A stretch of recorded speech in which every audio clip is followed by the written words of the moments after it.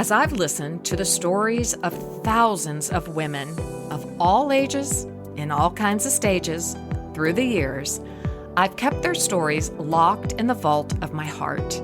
I feel as if they've been walking around with me all through these years. They've bothered me. They've prodded me. And sometimes kept me up at night. Ultimately, they've increased my passion to reframe and reimagine the powerful positions of mother and matriarch within the family system. I'm a problem solver, so I set out to find a way to perhaps change the trajectory of this silent and sad scenario about a dynamic yet untapped source of potential and purpose sitting in our homes and churches. It is time to come to the table, Heartlifters, and unleash the power of maternal presence into the world. Welcome to Mothering for the Ages, our 2025 theme here on today's Heartlift. I'm Janelle. I am your guide here on this heartlifting journey. I invite you to grab a pen, a journal, and a cup of something really delicious. May today's conversation give you clarity, courage, and a revived sense of camaraderie. You see, you're not on this journey alone. We are unified as Heartlifters and committed to bringing change into the world, one heart at a time. Katie Schnack is a writer and book publicist. Her articles have appeared in Relevant, Today.com, Hello Giggles, Romper, and Scary Mommy. Katie and her family live in West Palm Beach, Florida, and she is the author of The Gap Decade, When You're Technically an Adult, but really don't feel like it yet. And her newest book, Everything is Not Fine, Finding Strength When Life Gets Annoyingly Difficult. She writes, a few days before the second MRI, I was texting with my friend Kelsey. I said to her how I wish I was stronger. I wish I could be more a pillar of faith, an example of a strong, brave parent during this moment. I sure didn't feel that way. I felt more like a useless wet blanket of fear and worry, desperately begging everyone in my circle and all the faceless strangers on the internet to pray for Shepherd and for us, because that is all I knew to do, worry and asking for prayer. And what Kelsey texted back was something I will never forget. Honestly, I don't think anyone is actually that inspirational until they come out to the other side of the hard things, Kelsey wrote. You are faithful because you are asking for prayer and running to God for help. We should change what we think it means to be inspirational. It isn't about doing everything perfectly, but about being true to yourself, being honest with the hard feelings. It is like what they say about courage. Courage doesn't mean you are not scared. It means you are scared and do it anyway. Hello and welcome to today's Heartlift with Janelle. I am so happy to welcome Katie to the show today. Katie is going to help us reimagine what it means to be inspirational. Inspiration really means to breathe life into someone else. And boy, Katie is going to breathe life into us today. Are you ready? Let's welcome Katie. Hi, thanks for having me. So happy to have you here, Katie. We really are. We've been waiting for this conversation because your newest book, Everything is, parentheses, Not Fine. Great title. I love it in the parentheses. Finding Strength When Life Gets Annoyingly Difficult. And that placement of that adverb, annoyingly, is absolutely perfect. There's an old, I don't know if you've ever heard of Mary Englebright. I'm not sure if the younger generations have heard. Yeah. Well, she just has this great artist rendering of it. And it just says, fine, I'm fine. Everything's fine. Everything's so fine. Everything's fine. Exactly. Exactly. And and to be honest, like I found myself saying that so often. And then at one point I was like, no, it's not fine. You know what I mean? And I think Oh, yeah. when you can come to that part where you just admit it's not, I think it's healing in a way. So It's so healing. It's so freeing. It's just knowing what to say in place of that, which is what I have found most of us, because we have been trained. I am 40 years in of following Jesus, raised in the evangelical movement, strong, hard, and heavy. And you didn't say everything was not fine. You just did not. I'm a lot older, I think, and that's just not what you said. And so for me, it was perplexing. And so I wanted to have you help us. Okay. So first, you probably need to tell us your story, because it's a difficult one. And we're both smiling, right? But your story is a very difficult one. Would you mind sharing a piece of that with us? yeah, absolutely. So I wrote Everything Is Not Fine. I didn't want it to be just about my story, but what I do is when I write, I tell my story in kind of hopes that people can relate with their own. But Everything Is Not Fine really focused on kind of twofold. The theme is like unending hardships where there's not like a way to fix it, a way to make it better. And unfortunately in life, that's just the reality sometimes, whether that be through death, whether that be through a pandemic when we don't know when the end is coming.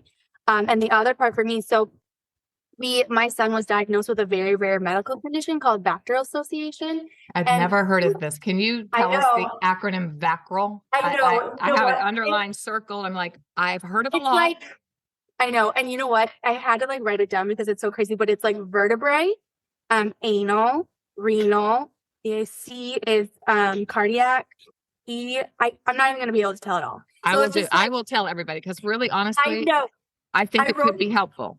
Okay, I know, here we I go. wrote it down on another thing. Yeah, oh, did you write it down? I have it. Yes. Okay, read Vertebral it. defects, anal Mhm. atresia. Didn't have time to look up atresia. Right, I'll Cardiac tell you what it is. defects. What does that mean? I said, oh, it means these poor children are born without a butthole. So I know, but not my son. So it's okay. Keep going. Oh, dear I Lord know. Jesus. Okay. I know. Wow. Cardiac defects, Mhm. tracheoesophageal fistula, Mhm. renal anomalies, and limb abnormalities. Yes. And you write, life sometimes throws us curveballs. And can we say your son's name? Because the Yeah, fact that his absolutely. name is prophetically brilliant. Yes. Oh, thank you. Yeah, it's Shepherd. His name is Shepherd, and which we love. And yeah, and my daughter's name is Sunny. So they're both like subtle nods to Jesus, you know? Sunny, Yeah, like SONNY or it's S, SUNNY? it's SU. Yeah, it's So SUNN. adorable. I know, and she's a firecracker. So it's an interesting juxtaposition. But Oh, it's yeah, so adorable. yeah. So anyway, so when Shepherd, when he was in my womb, we found out he had a heart defect. Which is so often that happens, during that 20-week scan. So that for us, for the Right. next rest of our pregnancy was just horrifying. We were like, Yeah. we don't know what is going to happen. That was, that was how it all started. But then when he was 6 months old, he sat up and he was very crooked. And we're like, oh, maybe he has Oh, like torticollis or something with his muscles. So then right. we took him in to get some scans and they're like, no, he has spinal cord, cranial, the Oh, heart and renal defects as well. So it's super random and super interesting. And everybody with Bacterial has like a different level of, right. things that kind of pop up. But when we really received that diagnosis, it was like right in the middle of the pandemic too. So we Oh, were sitting there with this child where we were lugging him 2 hours to specialists in Miami. That we didn't know like if he was going to be able to walk, like was he going to need emergency surgery, like was he going to be fine, And so right. what That's that was horrifying. like, it is horrifying. Yeah, it And I is. would say that like any degree of like something that is wrong with your child, whether they have a cold Yes. or anything, like it doesn't have to be extreme as this. It can be Mhm. something minor. It's so hard on our parent heart because that's just It how we're is. wired, right? Like we're Oh, it's wired. horrifying on a mama heart. Yeah, yeah. Doesn't We're matter like, how old they get either. exactly. Yeah. Like that's just part of human nature. Like we're created to protect our young. And We so are. anything, can be hard. So it doesn't have to be extreme as this. But for us, I really was just facing like how to navigate finding joy, finding peace when Peace. there was so much unknown and there was no end. There was no end to the pandemic. I had no idea when that would end. We had no idea. And there was no end to my son's condition, and there still isn't. So it's like, okay, this is what I've been given. I can either cry and hide for the rest of my life, or I can try to find a way to have joy and to grow my strength. And it definitely is not something that you can just turn on and a switch, and it's been quite a journey.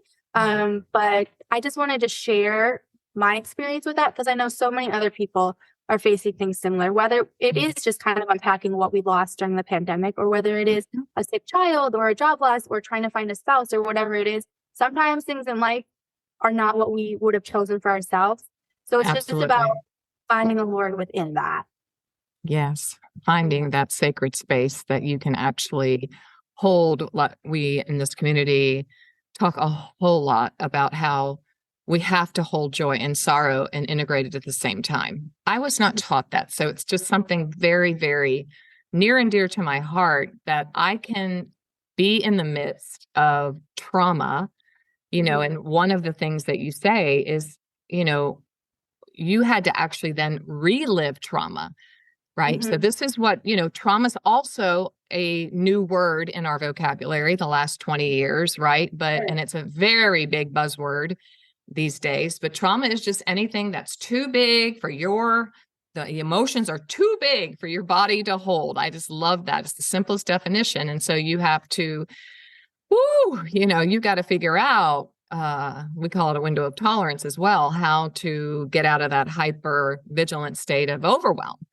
Right. And then the pandemic, it is just, we are in a state of overwhelm. So you not only had to go through the initial diagnosis, the initial surgeries, hand over Shep, you call him Shep, for a 3-hour surgery, and just sit and wait. And the doctor said what to you before you did that the first time? He said something very shocking for a mama and daddy heart. I don't remember. Oh, good. I'm so glad. So let me just bring up that trauma. Okay, that's just great, Janelle. No. He just said, in other words, just pray for the best. We're not quite sure how this will go. We're not quite sure. They didn't give you, this is going to be great. Everything's going to be fine. Well, I think that with any surgery, I don't know if it was necessarily the surgeon who did my surgery. She's a mom of 4. And so that was, so her empathy was off the charts. Like was like, I know what this is like, but we're going to do it anyway. And so I don't think in any necessarily word she might have said that specifically. But in the surgeon, I'm reading my cues. It was the anesthesiologist. So forgive me for the misnomer. What it says here is no parent should ever have to walk into a children's hospital and hand their tiny, precious, fragile child over to an anesthesiologist and just hope and pray for the best. They bring him back to you. So in that frame, it was more something you felt. It's my inner dialogue. So what that was, like that first time. So even before we did end up having spinal cord surgery with Shepherd, but the very first thing was it's a fully anesthesia MRI, and he was 6 months old. Now I look back, I'm like, that was easy. Like what we face now, but like just handing over your baby who has a heart defect, who has like all these quirks, and being like, well, I hope he does well with anesthesia. You don't know. Yeah. You don't. And so it's one of the hardest things as a parent to just fully trust the Lord with the life of your child. Like, it's just, that's what it is. Like my mom would be like, why are you so worried? I'm like, I'm worried he won't come back to me, is what it really comes down to. Of course. And I don't think any parent should have to feel that way. But that was the reality we were facing, and that we would learn to face again and again as he would have other procedures and things like that. So it was definitely a crash course in like finding how we can get through that as a couple, as parents, with our faith. And it was not easy, and it was definitely a growing experience. Sure. But one thing I did learn through the process is that we are stronger than we think that we are. And so the Lord is stronger than we realize too. It's kind of looking back, just seeing how he has brought us. Okay, we got through this, and then we got through this next thing, and we got through this next thing. We've grown so much in our faith, in our sense of peace, that the Lord, will have control over our situation. The Lord has Shepherd in his arms. It was, that inner dialogue was definitely something I was struggling with. Yeah. And it was a very real thing. So just kind of navigating how you could still have faith within that very scary moment was definitely a learning curve. Oh, yeah. And how old was Sunny at this time? Oh, she was like 3 when we first started Oh, everything. heavens. Oh, So my yeah, gosh. yeah. So she's a vivacious 3-year-old toddling around, preschooler, going all that. Yeah, depending on where you live in life, preschool is Yeah. defined differently. But I think in the States, we would say she was a preschooler in a sense. Yes, Right. absolutely. So And not there's really also fully reasoning and understanding, but right. feeling, like really feeling probably what you all were going through. Absolutely. And there is a story I share and everything is not fine where there was so many nights during the pandemic, especially early on too, when we had so many unknowns about Shepherd, when I would just go to bed praying scripture, and I would just pray over and over, let the Lord or let the morning bring me word of your unfailing love, for I put my trust in you, and just praying for that peace that surpasses understanding. But there was one particular night when my anxiety was so bad. And I was just praying, let the morning bring me word of your unfailing love, just over and over until I finally fell asleep. And Oh, so it's a really funny story. The next morning, we were getting up, we were just doing all the normal things that we have to still do, even though all this craziness is going sure. on. And we were getting ready for daycare. We were just kind of packing everything up. And Sunny, 3 years old, was following me around, like right up behind me and just Mm, singing over and over and over. Like I was like so annoyed and I was like, what? Like, sure. not leave me alone. But then all of a sudden I stopped and I realized what she was singing was Jesus loves me, this I know, over and over and over. And I was like, oh my goodness. First of all, the Lord has a sense of humor. Second of all, I had literally like been begging God to show me his love that morning so I could get through. And here was this little vivacious 3-year-old reminding me again and again, like, Jesus loves me, this I know. Like, that's all she knew. She said that That over was and it. over. Yeah, and so What a prophecy. Right. I always think of that, and I like to encourage people that, like, if you are having one of those nights where you are staring at the ceiling, where your heart is literally palpitating, that we can just cry out to God in that and just beg him to be like, Lord, tomorrow, like, help me get through. And it might not show up like a little 3-year-old following you around, or it might not show up, but it could be like a perfect cup of coffee, a great night of sleep, like a text from a friend. The Lord can show up. And so I don't know. I just think that was just such a tangible, really funny way that God showed me that. I So, think that the first thing I would say is that you stopped. So yeah. that to me is like a very practical, tangible, how do I keep going when it's ongoing and we're in this massive long season of grace? Mhm. Things aren't going to, this is not going away. I think that's what's really pivotal goodness about your heart and your story here and the journey that, Christ has had you on, because it's ongoing. And so often we want it, depending on which circle you're in, in the system of churches and denominations, it can be, it's not it should go away, right? Mhm. And yet the reality is it doesn't. It Mhm. sometimes even gets worse. Right. Absolutely. Right. Yeah. So I think you're imaging to us in this story awareness. Mhm. And we in this community and in the work that I do, awareness is just everything. Mhm. And so would you attribute that? Because I don't think in the moment you're like, I just need to be aware, I need to stop. I need to be aware. You're like, this is annoying. And then all of a sudden you would say maybe the Holy Spirit quickened that moment.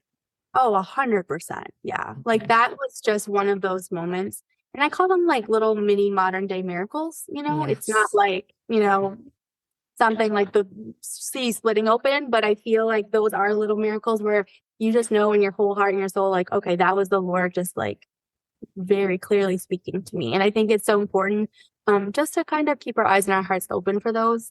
But yeah, that was definitely the Holy Spirit. And, there's been so many times since then too, where things like that have happened. But I think it's so important to share those moments. People need to know, sometimes that like that can happen for them too, so. Yeah. I call Yeah. them everyday epiphanies, right? They're Yes. just epiphanies. They're like, light bulb. But we can precondition Mhm. long, long time ago in a MOPS community group that I shared in moms for like 25 years. And one woman asked me, so I think I was teaching on Corrie ten Boom, who was a Holocaust survivor, right? The story, Hiding Place. And she said, so how do we train our kids for that? Like, how do you train your kids for a Holocaust? How do you train them for? And I was like, oh, wow. I was still a young mama, and I said, well, I do believe that you train them through your imaging of your journey, right? So, and you also train them by being aware and open to the spirit. So with Corrie ten Boom's family, Papa ten Boom was a clockmaker. So the family was very efficient, and a million clocks in that little shop. And they would sit at the kitchen table every morning at 8:15. And we're talking, it was probably dry. He just opened the big Bible and read from the Bible, but that was a preconditioning, no doubt in my mind, for Corrie and Betsy, the two sisters, in their mind, they had so much, like you're saying, you went to sleep, you put your head on the pillow with the word just flowing out of your mouth, right? You had the word stored in you. So second, putting the word, these are things that we can precondition our children and ourselves for these. I mean, there's no other way. I put on my notes, holding the horror of such a diagnosis and the humor and the hope that you offer. That's what you were holding at that time, maybe not a whole lot of humor at that time, but your book is filled with moments of lightness, which I love. I think that's important. Yes. No, yeah, I definitely, there's some of the hardest times in our life, like my husband will use that moment to crack the funniest joke. And I always appreciate that because I feel like humor is very healing. So if you ever read any of my stuff, you're going to get some deep thoughts, and you're going to get some real weird jokes too. So. But that's okay. It's allow it to be there. It's permissible, right? It's not, what I want to offer here in your story to my heart lifters is that you can't lose that humor. It's like, who said it? Einstein, somebody important said, that you can't take your life too seriously. But when it is really serious, that's hard to do. So isn't it lovely that God partnered you with someone who could give that kind of levity, I guess? Was it hard at first, or like, did you kick back at it, or? Oh, no. I mean, if you knew my husband, he is very quiet and he's like a social introvert. So he's more introverted, but like when it's just us at home, I just think he has the funniest jokes. But I've always been like the loud, crazy one who I'll make jokes. Oh, like my closest friends know that like something hard happens, we're probably going to laugh about it like 2 minutes later. Oh, so good. It's just part, and it's not necessarily a coping mechanism, but it's just, I think it's just like sometimes when you can laugh during a situation, it just like a little bit of lightness to your heart that you need just to keep you going, right? So I think that whether it be, like again, like during the pandemic or when we're really dealing with things, I think like making like a conscious effort to try to have joy and lightness, that is just so important. It was just choosing happiness, and when we all just wake up and choose it every day, like it's not that easy, right? Like, and no, talk to us, Katie. Talk to us. No, it is not. I can't just choose it. If I could just choose it, I would always choose it. So, but I do say you can fight for it, and you can like intentionally, like really, like carve out like that space in your life for that lightness and joy. Even when things are kind of swirling around you. So. Yes, I absolutely couldn't agree with you more. I have depression myself, and I know you cannot pray it away. You can't choose just, okay, I'm just be happy right now. It's there. And if it's chemically induced, like if there is a real imbalance in your life, you can't pray that away. You cannot choose to make that different. You've got to get help, and you've got to once again put these tools in your life and surround yourself. Okay, right now I need the tool of intention. Like you were very intentional when you laid your head on the pillow. That is just such a beautiful image. I mean, that's David, anguish, crying out to God. Like, if you don't show up tomorrow, I don't know. And I think intention is very generous. It's probably more desperation. Desperation. Yep. I think so. Yeah. But I really do feel, oh, my necklace fell. And I think that's an interesting imagery too, because, towards the end of Everything Is Not Fine, I talk about like right before. So Shepard ended up having to have spinal cord surgery, which, was horrifying to me. I was to that point, we had been so blessed to be able to avoid anything major, but we had the big, hard, scary thing. And it came on very suddenly. And I had I called to schedule it. And it's like, okay, they'll probably like schedule in like 4 months. And she's like, how about Tuesday? And I was like, oh, dear God. I was like, so we settled for like 3 weeks. So I could like emotionally, whatever. With that, I just remember feeling like I'm my absolute bottom, right? Like, and that's when I'm coming back to that feeling of like desperation. And like all I could do for the couple of weeks leading up to it, I played like the same playlist all the time of like really hopeful worship songs over and over, just, like constantly, because that's all I have to do.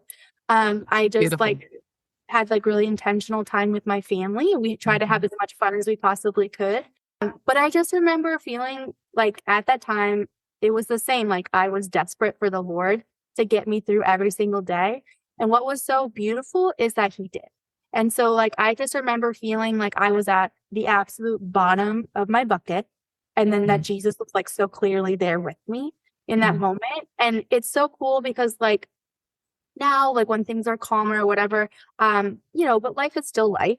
I can look back and remember that feeling of being like, I have to do something I do not want to do. I have no other option, but God was right there with me. And so I know that he will be again, no matter whatever we face next. And so it was a really beautiful thing, but it's definitely more desperation. I'm always more like, please God help me, because I can't do it by myself. Yes. Yeah. Or even speechless. I mean, my daughter had to have brain surgery when she was 20. And then this 2022, she had another 2 massive surgeries. And then this year, another emergency surgery. And, my song, what's up. I do. And my song of the year in 2022, when Spotify gives you your year thing, it was like, Peace Be Still. I know I played that 5 million times on repeat. Just, okay. But what can you put into words? I so want to help all of us, in these desperate moments when we feel God is a million miles away. But you said, I felt him. He was in the bottom of the bucket with me. What did you feel? What did that, can you put sensory imagery around that? Or is that hope, to, okay, what did it feel like? Was it just a deep inner knowing? Was it? Really interesting question. And I love that, like having to describe that.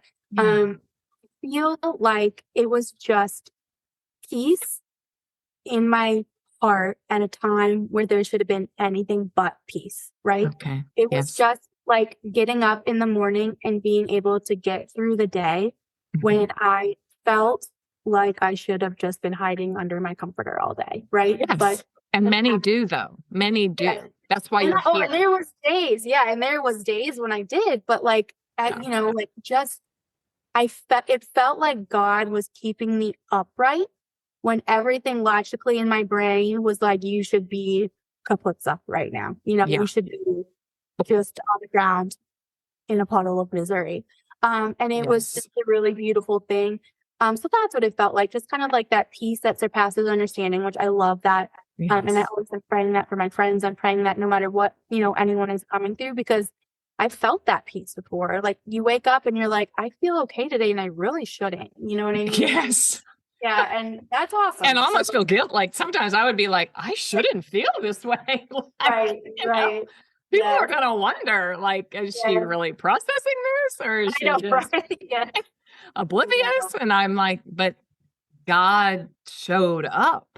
Yes. Whether it was a janitor, I'd come out of the elevator during a long decade experience with my mom's illness after illness, and walking out of an elevator, and there's this beautiful janitor who's just, girl, God is going to show up and show out for you today. I didn't know her. She didn't know me, but there was an angel. I know she was an angel. I'm like, who are you? Who are you? Okay. Yes. I know. And that's like, those are like one of those like little mini miracles, right? Where you're like so affirmed that like the Lord he's there and he's working in such surprising ways, whether it be a janitor or a 3-year-old singing and whatever. So yeah, or a doctor's name meaning peace. Like I remember this beautiful Indian doctor. We were trying to do this incredibly difficult test on my mom. It had to be like right at the moment, and they have to whisk her away. One of those millisecond, you got to catch it. Which meant I had to be at her bedside waiting for that millisecond. And he leaned over to do her heart, and and I said, "That's such a beautiful, interesting name. What does it mean?" He goes, "Faith and trust." I went, "Oh, that's so sweet." You're like, "Oh, that's funny." That's nice. Yeah. Glad to hear it. Great. No, but it was like, oh my gosh, your mother named you that for me the moment you were born. I know, right? Yeah, absolutely. It was all about me. It was all about me. Thank you for sharing that, because that's what matters. You write, sometimes there are no guaranteed outcomes. Mm-hmm. I think that's what I am taking away. When I read a book, there's typically sometimes a million takeaways, and then I take one, that it's like I'm adding it to my toolbox and putting it in my heart. And there sometimes are no guaranteed outcomes. Mm-hmm. Where did that come from? From your deep struggle? Do you remember the moment where you thought that? I'm asking you some deep questions. Oh yeah, no, I love it. I mean, if I'm going to write a book like this, I better be able to talk about it, right? I'll tell you where it came from when I talk about things like this. So, and I talked about this in my first book. It was a death of a friend is what it is, because I feel like death is something that cannot be changed, cannot be fixed. Like, yes, I will see you again in heaven. Thank you, Lord. Yeah. All of those good things. But then I have a very long time to live without my best friend, right? And so that you were very young, very young. 19 years old when it happened. And so that was very much a crash course in like, okay, you can't fix everything, you can't commandeer everything. Sometimes things do not go in a way that you want. But then after that, like finding joy again in my life and still being able to like trust in the Lord was such a beautiful thing. And so often when I was dealing with Shepherd's illness, which is something that we cannot change, we cannot fix, we can't, it is for life. I think of that because it's the same situation. It's like, there's nothing I can do to fix this. So what do we do with that?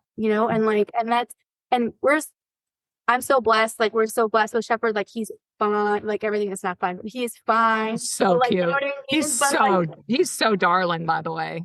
He is darling, but he is. Like, every time I was like, how is he? And me and my son are like, he's annoying. He's a child. Yes, Mama, yeah, you can say also, that. I know, but so it was that, unfortunately, losing someone, and so many people have gone through that. Yeah.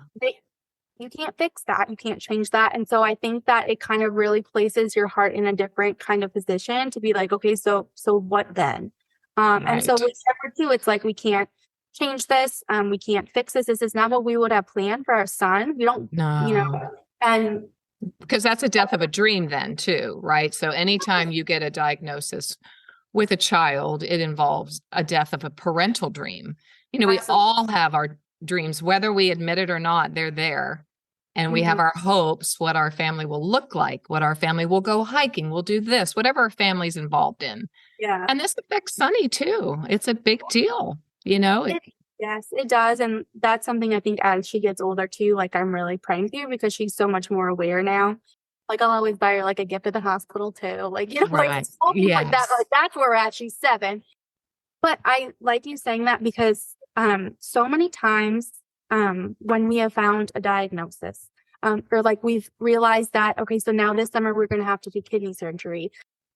Every time we get like a little bit of news like that, it's a little grief, right? And I would think it would be a lot of grief. I do. Well, yeah, I know for myself, it's like, not again. Not again. Yeah. And so, because what it involves. Oh yeah, we know what it involves, and it's not fun.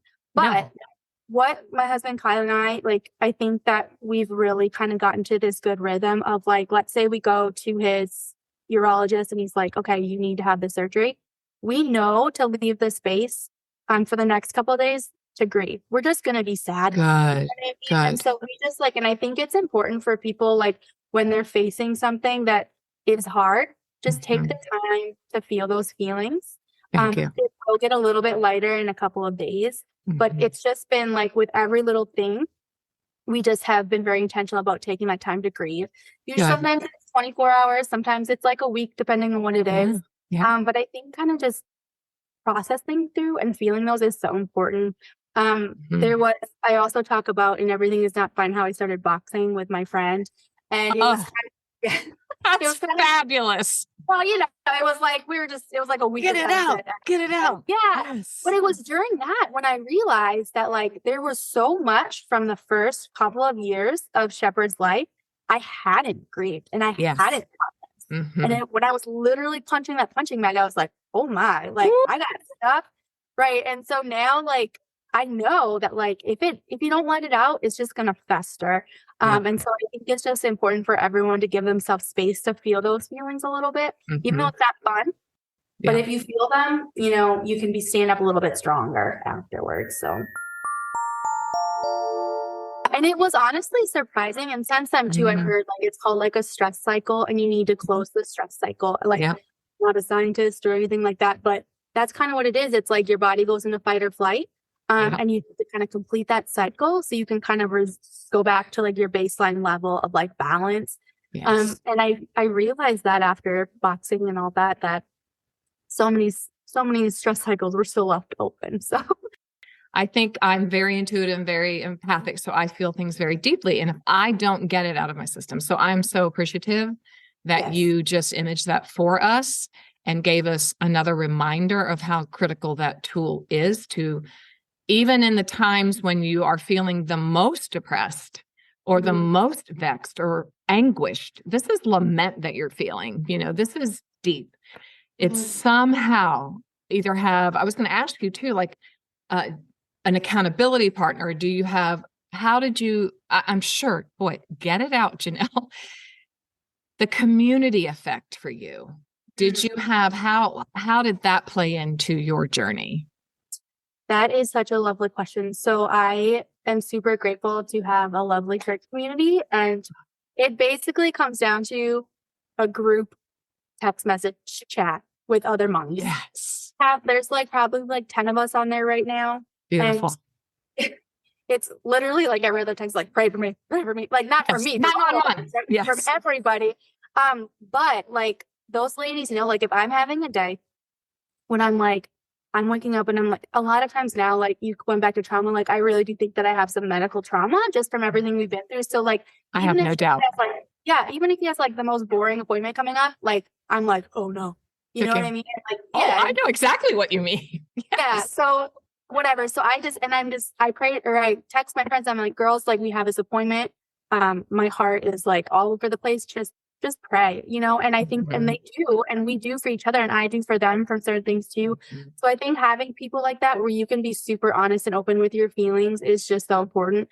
And I do think that like just praying for each other, you know what I mean? It's just like, it's so simple, but it's so needed. And there's been times too when like I've woken up and been like, I don't know how I'm going to get through this day. And like I text my friends and I'm like, guys, just pray for me today. Like I'm so scared.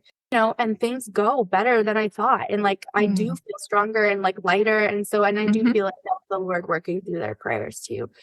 Yeah, we can't heal. It's proven. We don't heal in isolation. We have to have community. Right. So once again, I'm going to ask, so we haven't really talked a lot about medical trauma on the show, but I'm going to add a little bit of teaching here just because I know I've experienced it and my daughter, and it's, it's a real thing. Medical anxiety. What happens when, just so people can learn and grow from you, because I have no doubt that especially women my age, when you have to go get a mammogram or you have to go get this test or I have a rare achalasia, I have a rare esophageal disease. I don't want to have another surgery. I don't want to go through that. So what did that feel like for you? And if you can maybe help us learn, you've already said you had your community praying for you. what can we enact, I guess? What can we put in place in those moments? How did that feel for you, and what did you do to move through it? That's a really good question. And honestly, to be honest, I feel like I'm just still processing it. Yeah, I'm sure. Yeah, And will because, be. yeah, and will be. Because so last summer was his spinal cord surgery. And then like this summer we have kidney, and then now we have tubes, which seems minor. But like I said, with parents, anything is, Yeah. it all sucks. Like, you know what I mean? It really, at the hospitals, all of the It's things. just all just not The fun. smells. I know. And at the heart of it is because your child, you don't want your child to suffer, of course. And so I think it is something that I am still thinking about. I am like, should I go back to therapy for this? I don't know. I was going to ask you, are you doing therapy? Have you done therapy? I was going to ask. And if so, what kind? In my first book too, The Gap Decade. So I do talk about my first experience with therapy, which was a lot of it was dealing after the death of my friend, which of course I didn't go until like a decade later, right? Because of course, because you're strong. I can do this. Yeah. And like when you're young, it's like when I was 19 and then like you're graduating college and then you're getting married and then you're like doing all this and all of a sudden you're like, whoa, and you need to like stop and look back and process, right? Because otherwise like, that stress cycle was definitely not closed. So definitely therapy was such a huge part of dealing with that. And I did do some too before surgery last year. But I think now it's like, I don't know, like there's no sure answer. I think that right now in our personal life, we're just kind of going through things as they come up and trying to do the best we can. But I know that like, for me personally, I get to a spot where I'm like, okay, I need to talk to somebody about this, or I need something because I'm not feeling like myself. And I think that is an important thing to recognize in yourself if that's part of your journey too. But this summer, like when we are going to be approaching his kidney surgery, I'm definitely going to be like implementing the same things that I talked with the therapist last summer, like surrounding myself with that music every day, like that's beautiful. Friends. Like I know church is going to be praying for us, and praying for Shepherd, of course. So just kind of like, I don't know, like all those little things that I learned last summer, I'm going to be doing again. And just hoping that like I'll feel stronger this time because we have been through it before. But even though you have, it doesn't make it easier. One thing I read about Everything Is Not Fine is a woman I connected with online who her son is the same age as mine, and he also has Bacterl. And she was just posting, like it was like his birthday or something, and she posted, like it's been a hard journey. It doesn't get easier, but I can get used to it.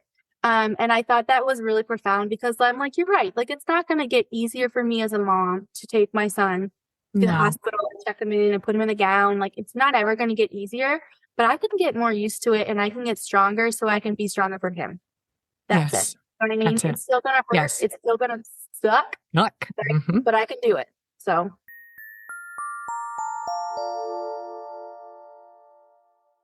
If people say, are you okay? No, everything's not fine, but it will be fine. Yes. Is that a good way to say that? I think so. Yeah. And I mean, I think that like, what do we find is like being fine, right? Like, I think like, it might not be like a change of outcome, but like what can we trust in? We can trust that God will be with us, that God is good, that God has shown up for us before and he will do it again. Yeah. That's it. I know. And so I think that like if the circumstance can't be fixed, then like what do we put our trust in? And that's just Jesus, period. So, and it's not just a Sunday school answer anymore for you. No, it's real. It's real. We really have to put our trust only in him. But that's a lesson hard learned. And that's absolutely a spiritual maturity. I want to close with you. You write a great deal about how we have to offer ourselves self-compassion. And I know that is not something that has been well taught either. How do you do that in these moments? You have imaged it to us already, but just in closing, maybe just another thought or two on, listen, if you are in a no guaranteed outcome situation, how can you offer yourself self-compassion to not be so hard on yourself? Because you were being hard on yourself. I shared that story before we started with our beautiful heart lifters, how your friend Kelsey gave you some beautiful words. Yes. Yeah, that actually is such a good illustration. And especially when you grew up in the Christian faith, right? Like evangelical culture, like, you know, like, oh, we're supposed to expect it to be such like a huge pillar of faith. And just like, and I wanted that, like, I wanted that because I wanted to inspire people. And I do, like, I genuinely care about that. But at that moment in my life, like, that's not where I was at. Like, I was more at like, God, help me get through the day. And I was telling my friends, like you said before, that like I was just talking to her and I was like, I just wish I was stronger.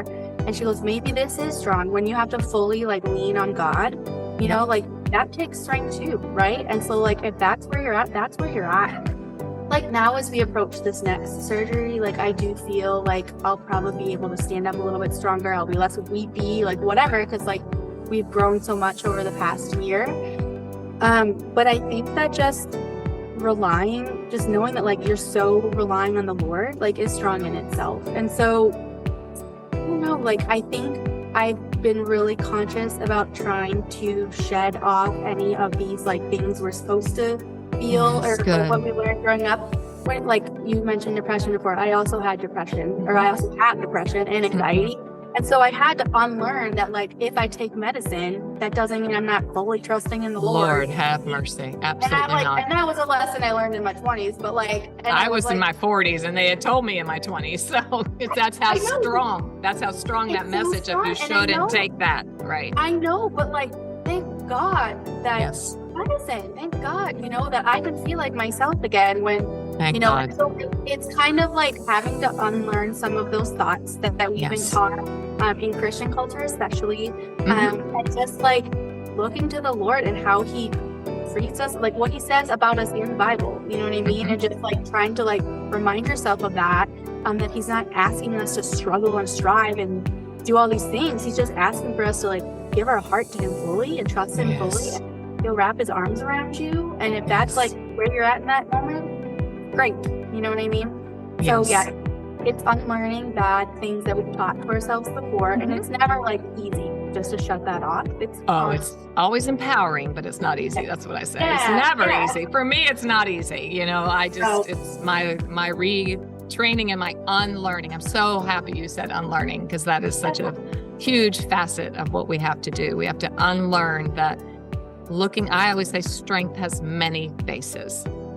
You don't know what's coming, right? And like it could be a life of, you know, ease, or it could be like the loss, like you said, like at a very extreme level.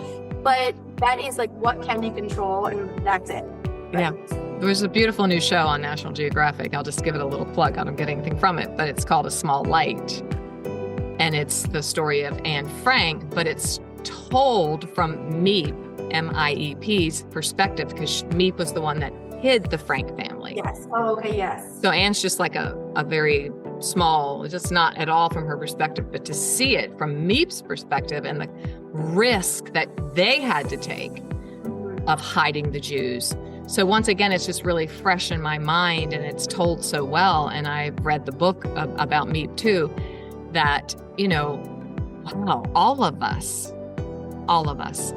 will face moments of really hard struggle. So thank you for writing the book. I bet you could add so much to it now, having gone through that spinal surgery and now this kidney surgery. So I look forward to your next book, my new friend, Katie.